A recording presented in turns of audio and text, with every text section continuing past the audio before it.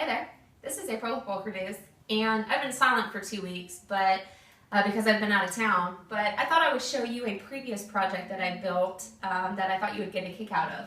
This is actually a sliding barn door that I built and installed with the intentions of having a way to close off my laundry room from my kitchen. That's my laundry room through there. And another option that I could have gone with is putting in a pocket door in this wall here. But I didn't feel like tearing into the wall and then doing all the taping and bedding that it would have required to fix it. And so I went with this option instead. And I love these sliding barn doors. I first saw one about 2 years ago at a local pub, and they're very decorative, but they're also functional. So I'm going to give you a rundown on how I built it, but I'm not going to be able to get into every single detail or it will turn into a 25-minute video. If you're interested in building one, I do have a very detailed step-by-step tutorial posted on my blog, and I'll leave you a link in the description of the video. But I guess let me give you a summary. Now, if you're interested in building one of these, the first thing that I recommend doing is measuring your space, because this door jamb right here is 37 and 3/16 wide.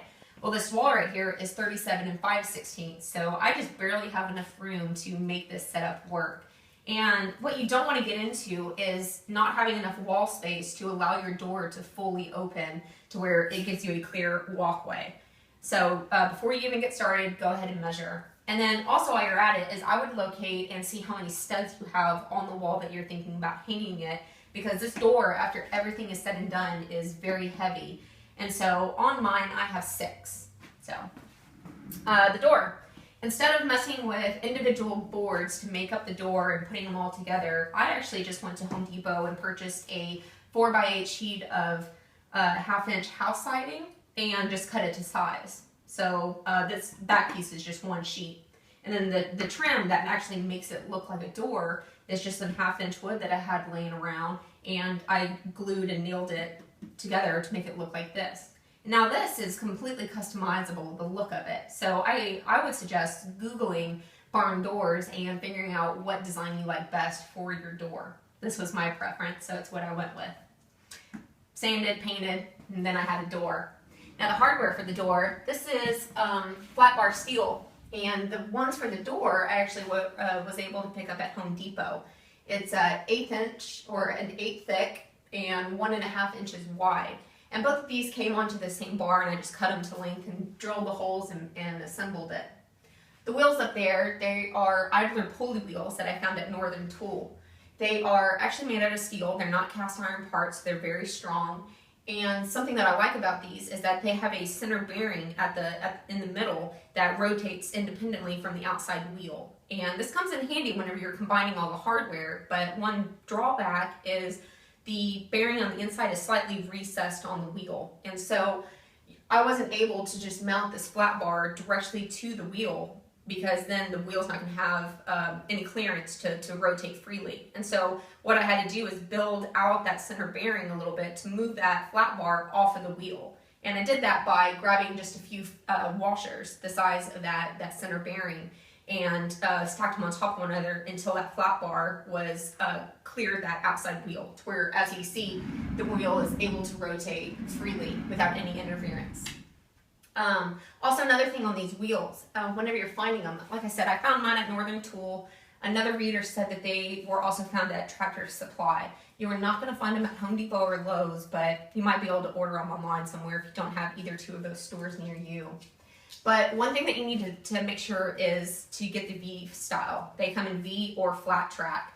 And if you get the V, then it'll be able to rest on this top bar and have a lot more stability. Whereas if you get the flat track, as it's moving down the rail, it's going to want to walk on you. So just a quick note for you there. Assembled it all, and the door is pretty much done. This top rail, this wall space right here is a little over 6.5 feet. Well, Home Depot and Lowe's don't sell flat bar in any longer than 6-foot joints. And so I actually hunted down a local steel supplier to order this. And since they have a larger variety of sizes, I went ahead and ordered 3/16 by 2 inches. And so this hardware is a little bit more beefy than the hardware on the door. And it was actually cheaper that way as well. I got a 20-foot joint for $14. So it was really inexpensive going that way, and then I just had them cut it to size for me. Now with this top rail, what you need to achieve whenever you're mounting this is, since the door is mounted on this top rail, it needs to be mounted off of the wall in order to give your door enough clearance to pass by things such as light switches and the door frame around your doors. And so for my setup, I needed 1 3/4 off of this wall in order to have a clear path. To achieve that, I grabbed a 1x4 that I had, cut it down to 3 inches, and that is this back piece that you see here. Threw some paint on it, and then since a 1x is actually only 3/4 thick, that gave me 3/4, but I still needed 1 inch. And so what I did is I grabbed 2-inch dowel rod and cut them in 1-inch lengths, and then turned them up on their side and drilled a center hole, and that's how I was able to pass the hardware through it. And so with the 1-inch spacers and then the 3/4 inch 1x, that gives me my 1 3/4 and pulls this door off the wall enough in order to, again, not run into anything.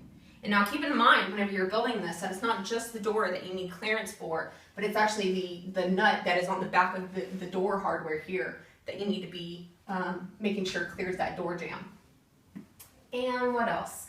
Then I, of course, put in lag screws or lag bolts into each and every stud. And as you see, my bolts are not evenly spaced. This is something that doesn't bother me, but if it's gonna bother you aesthetically, then of course you could just put in more bolts that don't actually go into the stud, just to make it aesthetically pleasing. And I think that's it as far as the makeup of the build.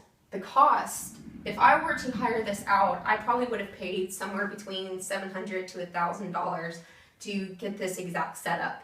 After everything was said and done, I only ended up spending $111. So it's a massive amount of savings by doing it myself.